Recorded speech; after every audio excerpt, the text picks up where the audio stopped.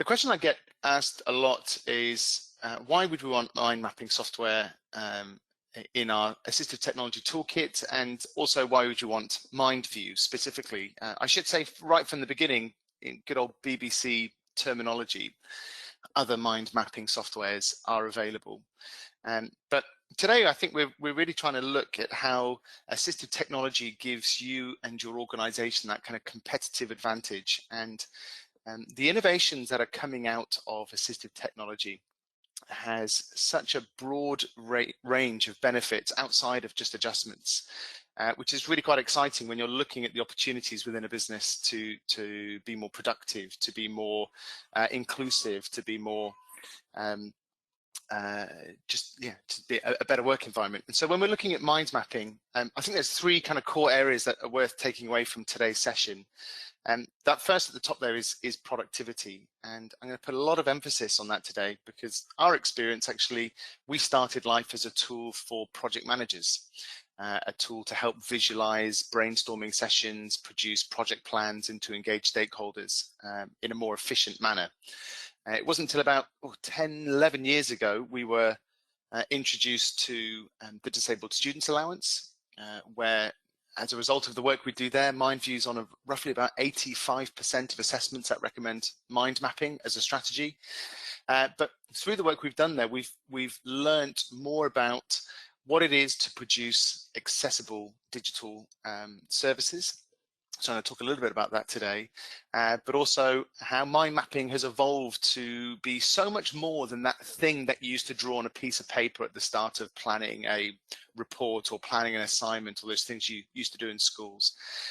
Funnily enough, quite a lot of individuals who go for an assessment, either through workplace adjustments or through the Disabled Students Allowance, when first asked, what do you think about mind mapping? You'd be alarmed to hear the number of people who say, oh, I don't like it.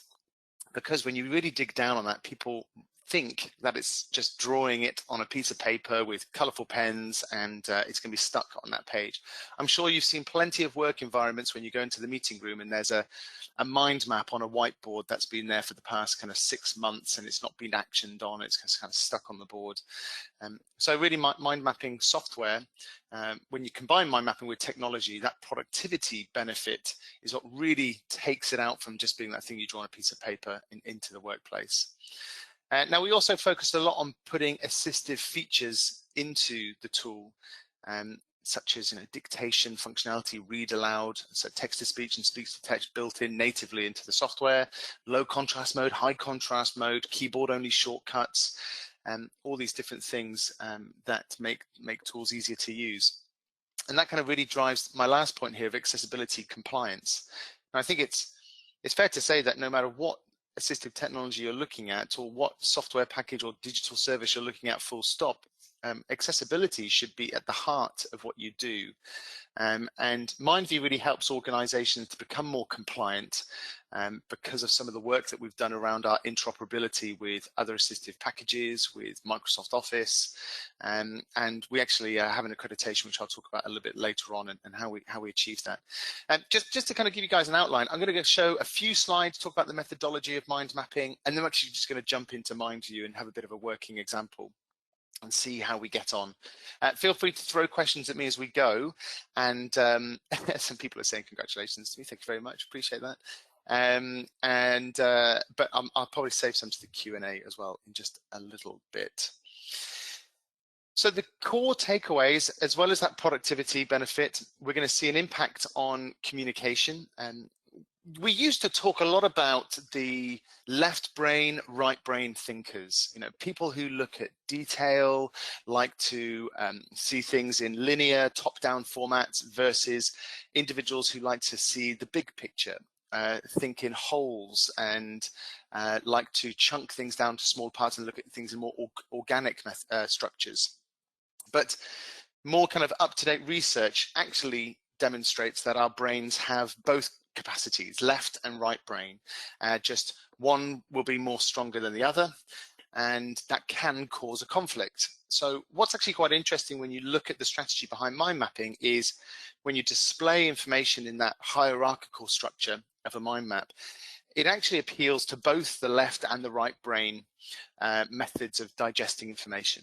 So that's why it's such a tried and tested method when doing kind of group work or brainstorming in a group or doing any type of collaborative work to disseminate information, because everyone can understand what's being discussed. Everyone can kind of digest that. So quite often we work with project management offices to bring mind mapping into the process, because quite often they'll just go straight from having a meeting together into a Gantt chart or into an Excel spreadsheet, and it causes complications down the line, miscommunication, different expectations, deadlines get missed, and obviously that leads to bigger problems. So when you bring mind mapping into the start of any type of planning process, it just helps improve the plan before actually executing whatever it is that you're working on. As David was talking about, it has a positive impact on memory recall as well. Obviously in the academic world, that has a tremendous benefit when you're looking at exams, revision periods. But even when you start going into the workplace, when you have to learn new processes, new terminology, especially if you're going into a kind of vocation where there's a whole new vocabulary around kind of medical dictionaries or legal terminologies, those can be quite difficult to learn. And we're working a lot with blue light services, where there's a lot of training, a lot of ongoing training, a lot of new processes to learn. And mind mapping has been a tremendous support for them to actually help individuals to recall their information more efficiently. We'll talk about later its better method of organization, but I just want to kind of sit on this bit for a little while and talk about how assistive technology, yes, as a whole, but also mind mapping can help reduce a lot of stress and anxiety. I think for a lot of individuals, especially when there's a barrier presented by neurodiversity, any type of disability, and when you get given a piece of work, be it a project, a report to write, a presentation to plan for, sometimes the default position is stress, anxiety, worry, fear. And when left to ruminate in your mind, that can get bigger and bigger. That can lead to, in some cases, some mental health difficulties and ongoing challenges. And I know I'm a bit biased when talking about mind mapping, but it's been proven time and time again, and there's countless studies, that if you are just to take that problem that you have in your mind that you're worrying about and just dump it onto a page in a lovely hierarchical structure using the mind mapping strategies, it just shrinks those problems. Quite often, when you then see that big picture of what it is that you're working towards, it just helps kind of give you that penny drop moment, that kind of release of weight off your shoulders, and you get a sense of belief and confidence, and it can help improve decision making. It can help improve all sorts of mental health benefits when approaching your work. When you feel like you're in control and you feel like you can do it, that obviously is going to have a massive, massive impact. The Digital Accessibility Centre, if you haven't heard of these guys, make a note. Go over and see their website. They're a non-for-profit organisation who work with all sorts of businesses, local authorities, universities, businesses like us, large corporates, banks, whatever, to raise the bar of digital accessibility. And they provide an accreditation system which we chose them for, because all of their web analysts, all of the individuals who test software and websites and give feedback, they've all got a disability and a various range of disabilities. So in testing our software and getting compliance as being truly accessible, we know it's really being tested by the individuals who use these software packages. And it's a result of this work where we kind of develop that interoperability. So we're fully aware that in a technical adjustment or in a package of assistive technology, you're not just going to give mind mapping on its own. I think the golden 3 strategies tends to be a speech to text, a text to speech, and a mind mapping offering. So one thing we make sure to do is we work out of the box with all of those different suppliers. So if you're using Dragon, for instance, it's not just the ability to dictate your ideas into the mind map, but actually the whole software itself is accessible with just your voice. So you can use voice only commands. You don't need to use a keyboard. You don't need to use a mouse. You can access it all through the use of your voice, which is really important. But for visual impairments, JAWS, Zoom Text, Supernova, for text to speech, if it's text help, Claro, text aid, whatever it will be, all that text and images in MindView, which are automatically alt tagged, will be read aloud. But it's also a really important thing that when we talk about this later, when we export our documents into the Microsoft Office package, by default, it's actually making those documents accessible as well. So I'll talk about that because I know a lot of organizations within their policies are looking at how can you make your documents, your Word, your PowerPoint documents more accessible. And I'll talk about that with MindView in just a moment. But just so that we're on the same page, let's just talk about some of the terminology. What is a mind map? Essentially, it's a structure of information, structure of data. Okay, and we often refer to it as a radial or organic structure, but it's really important to understand that there is an inherent, I call it a hierarchy to a mind map. So just so we'll speak in the same language, in the middle you've got the root, and then the next level out you've got branches or main branches, and then as we move away we've got sub branches relating to the branch before it. Okay, that's really important because when we're organizing information, that hierarchical structure is what's proven to help us make more effective plans. And so when we're looking at MindView, it really sticks to that hierarchical approach to planning. And one of the mistakes often made when drawing a mind map on a piece of paper is people will go from a root to a main branch, back to a root, back to over to a sub branch, to a root, and it's organization isn't structured in a way that then it makes it transferable to actually what it is you're doing, which might be a project, it might be a document that you're writing. So that hierarchical structure is really, really important. But when you combine it with the images, with colors, with different layouts, that's where that kind of personalization really helps with the memory recall. And it's not to be understated as well, just the building of a mind map starts to get that information into the long-term memory as well. So it's not worth skipping is kind of what I'm trying to drive at here. But in the business, it's not just going to be individuals with specific conditions that need mind maps. Just to give you an idea of who is buying MindView, I suppose. So we've got project management officers, senior leaders will typically purchase MindView as a way of helping to manage their teams and their projects more effectively. It's a great way of running meetings. Doing any type of problem solving together as a group, of course, that collaborative visual aid is really, really important. But it's anything from just idea generation right through to hardcore project management or just writing documents. I'm sure lots of you have to write lots of policies or requests for proposals, tenders, all these sorts of things. It's far easier in a mind mapping strategy than elsewhere. So I'm also displaying Mary Coley's very famous now Venn diagram of the makeup and neurodiversity.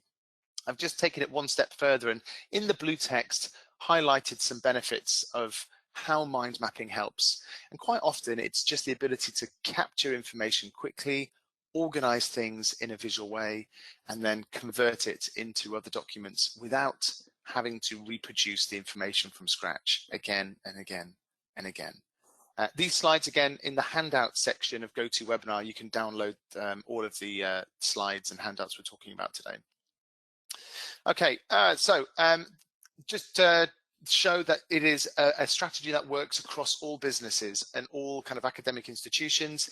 It doesn't work. I haven't had experience where it works better in one than the other, to be honest.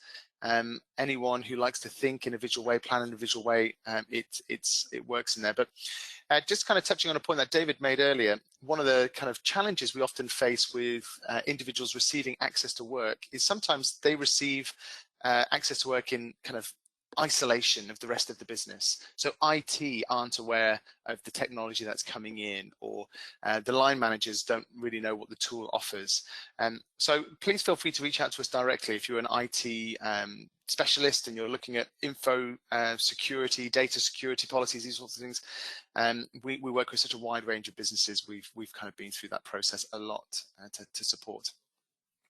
Okay, well, look, let's have a bit of fun here before we move into the software itself. So the next slide, guys, I'm going to show you is going to have the numbers 1 through to 35 scattered all over the screen, right? And your task, I'm going to give you about 10 seconds to do the task, is to count those numbers in sequence. Okay, so you first find 1, then you find 2, then 3. Some of you on the line have seen this before, so I'm not going to let you cheat. But I'm going to give you 10 seconds just to count those numbers and we'll see how you get on. Okay, so Are you ready? 3, 2, 1. 5, 4, 3, 2, 1.5, 1. Okay, they're gone. They're gone. In the questions panel of GoToWebinar, I'm curious to know, those of you who are doing this for the first time, what number did you get to? Hand on heart, I got to 2 the first time I did this. Graham did 6. That's pretty good. 8. Kirsty got a 9. Tracy, you've seen this before. 3 from Christopher. 5. 4s. Okay, so round about, we've got 9 is the highest number. Okay. Helen, 5. Excellent. Good work. A few 3s coming in. Right, so look, of course, I set you up to fail here. I didn't expect any of you to be able to count up to 35, but I just kind of want you to also firstly reflect on how that felt more than anything. You know, what was some kind of, maybe you want to contribute some words. How did that process feel, that activity feel? Chaotic, yeah. Stressful, that's a very good word. I'm looking for that. Lost in the jungle, that's a good one. Laura says it's fun. it's a funny side of fun. Difficult, stressful, excellent. Yeah, so not a nice feeling. And what's interesting about this little scientific experiment, if you want to call it that, is I achieved that with just random numbers on the screen. You know, it helps you to put your feet in the your shoes in the feet of others who struggle to digest reading documents, listening to presentations, trying to digest slides very quickly before they move on to the next slide. You know, basically information that's presented to you in a way that doesn't match your ways of thinking, it can be a horrible, horrible experience. And that was just with random numbers on the screen. Let's just bring those numbers back here. And all I'm going to do is apply a simple structure to this. And what I'd like you to do is start at the top left-hand corner now and work your way right. And you may notice that all along, there's a little hidden kind of sequence to these numbers. So we've got 1, 2, 3, 4, 5, 6, 7, 8, 9, 10. And yes, I know this is a very kind of crude experiment, but what I want you to reflect on again is, okay, well, how does it feel to digest that information? Okay, so maybe you've gone, okay, kind of verbalize that release of stress or laughed a little bit. It's a kind of this feeling of release, penny drop moment. But you can, more importantly, work through those numbers quicker than you did before. If I took these numbers away, you could probably remember where they were if you had to recall them at a later stage. But your processing ability is much improved with the ability of that kind of structured visual structure. Now, in a very crude way, that's exactly what you achieve when beginning your plan with a mind map. You are able to break complex propositions down into smaller, more manageable parts. You use images as a way of being able to recall the information. And that hierarchical structure gives you a visual representation of like value, of importance as well. So in my holiday plan, I've got my 3 places I'm going to go to. I can see clearly what I'm going to do when I get there, perhaps who I'm thinking about going with, etc., etc. But the reality is, in the workplace, we all have to produce documents that look like this, more top-down, structured, formatted documents. And this is the exact same information that was presented in that mind map. Now, if I was presenting this to you first, it might take you a little bit longer to understand what's this document about and remember what's in there. And I'm the type of person, I get to the bottom of the list, and I'm going back to the top again to remember what's in there. And this is quite a friendly list, right? You've got kind of nice header styles, colors, numbering scheme. But again, if that's a 4, 5, 6 more page document, you can start to recognize how challenging it is to find and access information in a written format compared to jumping in and out of large concepts in a mind map. And really, that's the innovation of what I'm about to show you today. It's the ability for you to build thoughts and ideas in a method that suits you. So be that in the mind map, be it in a top-down structure, left to right, or even if you like starting in a Excel spreadsheet or Gantt chart. But then the ability at a click of a button to manipulate those different views without having to reproduce the information from scratch, but also kick out that information into Office. So when we're looking at a reading and writing strategy, the ability to go from a mind map, chunk out information, build your content, export it into Word, and produce documents ready for stakeholders, it's a life-changing moment for a lot of people who have been struggling their entire careers with reading and writing. So good. Let's jump into the software itself. I think this is the interesting part. So let's kick up MindView here. Let's get started. I need to look at the time. How am I doing? I think I've got about under 15 minutes. Let's see if I've got any questions here as well. Yeah, it looks more organized. Yeah, that's easier than Japanese. Thanks, David. All right, okay, so I've just started at MindView here. Just as a kind of technical point of view, MindView is a desktop application both on Windows and Mac operating systems, and we've got an online version as well. When I say online version with cloud storage, that tends to terrify those of you who work in organizations where you have strict policies around data protection. As an organization, you can actually switch off all of our online services and just keep it strictly a desktop application. For those of you who are interested in the kind of live collaborative features, online usage of MindView, then like I said, we are well versed in filling out all the data protection policy security questionnaires, and time and time again we come out as a low risk in those sorts of assessments. So we're going to start off with a mind map here. One of the kind of things straight out the bat that makes MindView extremely accessible in the workplace is that it's designed to look and feel identical to Microsoft Office. It doesn't feel like a specialist piece of software that's been given as part of an adjustments package.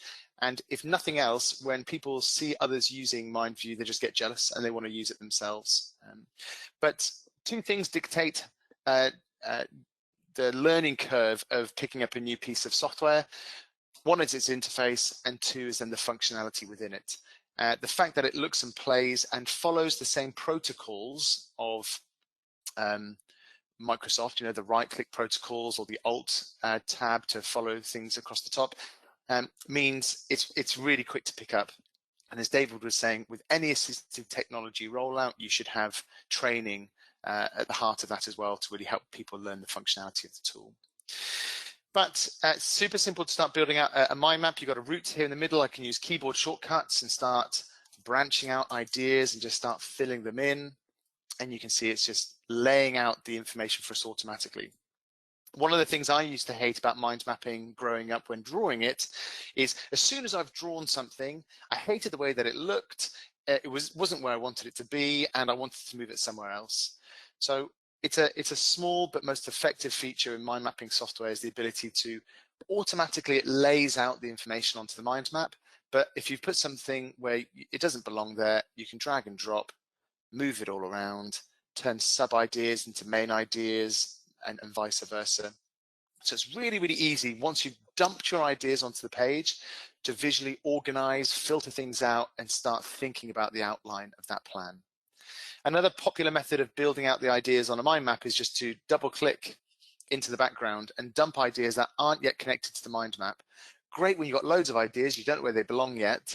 And also at the other end where you are stuck for ideas and don't know how to start, just dump a word, then dump another word. And if nothing else, you'll start getting a bit of momentum and a bit of confidence.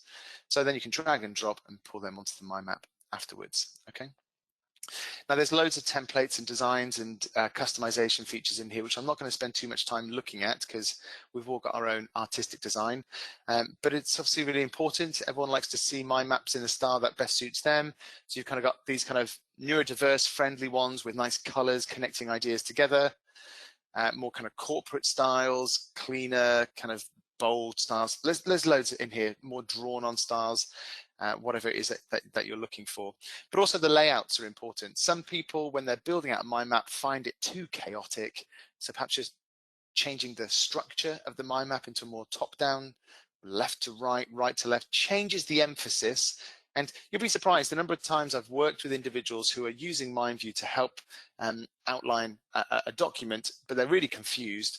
Just change the outline or change the layout.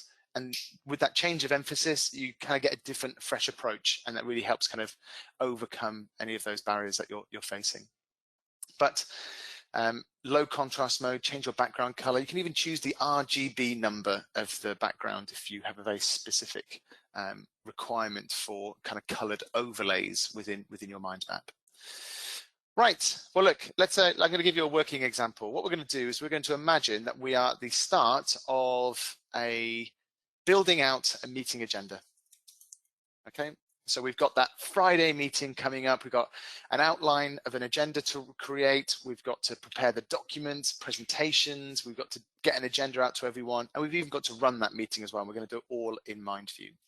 So building out this agenda, let's think about, so we've got our welcome.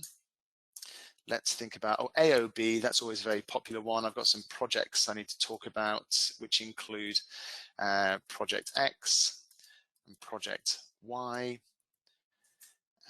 We've got some reports because the CEO report came out the other day, and that came out with the budget. And team issues, anyone facing team issues. Okay, so you can see very quickly, you can start just to dump those ideas onto the screen, and you've got that lovely hierarchical way of thinking, which helps you trigger the information behind it. One of the big mistakes I see people make around mind mapping is they'll put really long sentences on individual branches as they're writing out their mind map. That actually detracts from the objective here, which is just to kind of give short visual cues to help recall information or to help kind of motivate further thinking and critical thinking. So we've talked about hierarchy a lot. The other thing I just want to talk about with MindView is sequencing information, which is always a struggle, especially when working in top-down formats in like Word or PowerPoint. So I'm just going to turn on this numbering scheme here, and with MindView, we're always reading the mind map in a clockwise fashion, starting at number 1 on the clock face, AOB, then project reports and team issues. So of course, welcome is first, but AOB is not going to be what we talk about first. So let's just drag and drop, move that into last place, and you can see that numbering scheme just updates automatically. You have reports here, then the projects over in third place. Great.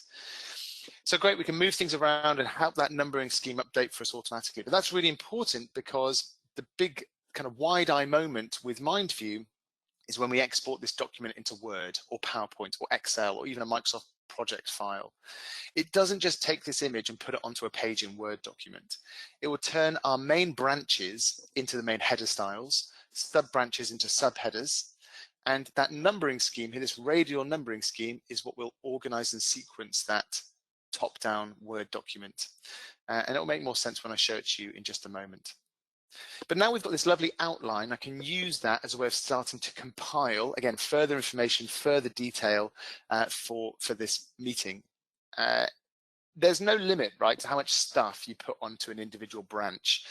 You can put multiple attachments, video, sound files, images, but I think one of the most important features in here when looking at providing mind mapping as a writing ramp, as a way of helping with writing strategies, is this one here. It's called the text note. So this is best described as having a word processor built into your mind map. So taking one branch at a time, we're starting to build out the kind of paragraphs and chunks of text relating to this section. And again, it's all familiar with Microsoft Word, so again, learning how to use it is really simple, but more importantly, you can do all your formatting here. You don't have to jump in and out of MindView and Word constantly. And all the way to the right, you've got Dictate built in as a standard if you don't have Dragon or other tools built into your infrastructure. So we will welcome everyone to the team, to the meeting, call the register, and approve the last meeting minutes. Okay, move off that branch, a paperclip appears. Very simple, just to show you there's something on here, hover over it, there's the text note, and I can start to edit or access that information. And you can chunk it out like an Excel spreadsheet if you wanted to. The budget, so let's say we are over budget, okay? So I've got another chunk of text. Now, funnily enough, we are over budget is in the wrong place now. So just to kind of re-emphasize this drag and drop kind of tactile approach to planning, I can just drag and drop and move that text into the budget instead. So not only am I able to change the outline of the plan by drag and drop, but even move around the content in its various different pieces. I challenge you to do that easily in Microsoft Word, okay? Now, of course, on the right-hand side, you can add images. I'm going to just show very quickly some general business images here. Oh, gosh, okay. And the thing about the images in MindView is that they're all alt tagged, okay? So what that means, if you're not familiar with alt tagging, is there is descriptive text already behind the image. So if you are using screen readers, the image will be read aloud as well as the text, of course. Right, so I'm just going to drag and drop some random stuff. And last but not least, let me just quickly demonstrate how to add an attachment. So again, organizing all your stuff in one place. You don't have to have multiple folder structures or loads of emails going everywhere. In this meeting agenda, I've got all the information I need in one place, and hover over, there's the PDF icon, and it launches directly from that document. And that's amazing because, you know, if you're running projects, if you are running teams, one of the things that I think people fall into the trap of big time is, oh, we've got SharePoint, we'll put it into SharePoint. The number of times people put documents in SharePoint, they never get read again, or people can't find it, or lo and behold, people don't read what it is you're sending them. Quite often that can be down to the fact that people can't find it, and the accessibility of that document is tough. So putting it on the MindMap, it's kind of like you've created this visual signpost for the document and where to find it. But it doesn't have to be an attachment. You could hyperlink to your SharePoint as well, or your Google Drive, OneDrive, if you wanted to use mind mapping as well as signposting people to those environments, okay? But long story short, because I'm quick running out of time here, let me just go to a template and my workplace adjustments. Here's my agenda now complete. This lovely visual outline of the plan, of the agenda that I've got coming up. Let me just change the background color again, because that white contrast isn't very nice. And I've just kind of completed it a little bit more. So a couple extra lines of text on each of these branches. Actually, these are now like the meeting minutes for this meeting. I've got more documents embedded, and I've got some Excel spreadsheets as well. So look, the big wide-eye moment is exporting into Office, and I've said this a few times. Let me just put my money where my mouth is. It's all template driven, so there's loads of templates that make your work just look outstanding. You can even choose your organization's template. But this feature is the single most important feature for delivering mind mapping as a strategy as an assistive technology, because it helps you go from the visual plan to formatted documents without having to start from scratch. And I think that's the most important thing here. So I've got all the bells and whistles. I've got a title page. You can turn all these things off if you want. But notice how from the image of my mind map, my main branches have become the main chapters, sub-branches, sub-chapters, and that headering scheme has been created automatically. One of the strategies around accessibility within Word documents is to produce a headering scheme, because that helps with screen readers, it helps with reading strategies, helps navigation, but it can be quite a long process to build from scratch when you're writing a document. So if nothing else, MindView's helped you produce this document more accessible. I've got page numbers as well if you really need that. Scroll down into the document, and whatever you've put onto the branch is now the body of the text. So taking those individual components that you've been working on, stitching it all together and making it presentable, it's such a relief for a lot of individuals when they see this come to life, because they spend such a huge amount of time and effort doing this manually that this is a much more efficient way of working. Anyway, these images, they didn't have to come across. You can delete them at the point of export, but I just brought them across. And this document here is now embedded within the Word document as an appendix. So if you're distributing this Word document to everyone, you don't have to have additional files in that email that you're sending out. They're actually truly embedded to the Word document. But I have literally no time now, but let me just show you this PowerPoint export as well, because life is death by PowerPoint. Choose one of our templates, or export it into a blank export and do the design work yourself. It will take the branches and convert them into their own individual slides with all the content on it, and it just sequences it in that same numbering scheme we looked at earlier.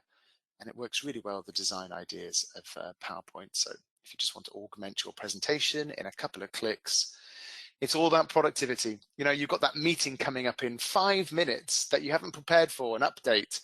You can make a presentation look like you spent all week on it.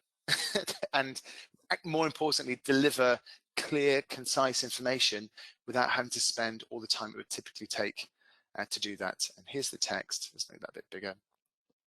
Again, it's looking for further design ideas based off the content on the page, and so on and so forth. Okay, awesome.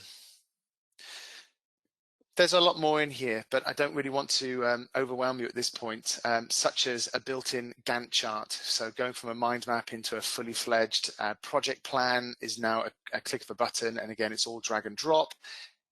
These are the sorts of features that don't come up when looking at workplace adjustments a lot, but for organizations that are taking a more inclusive approach to their assistive technology, they can get MindView on the estate for assistive purposes, but then more often than not, it gets picked up by the project management team as a project management tool. So it kind of helps justify the tool, not just as a support tool, but actually something for everyone in the business.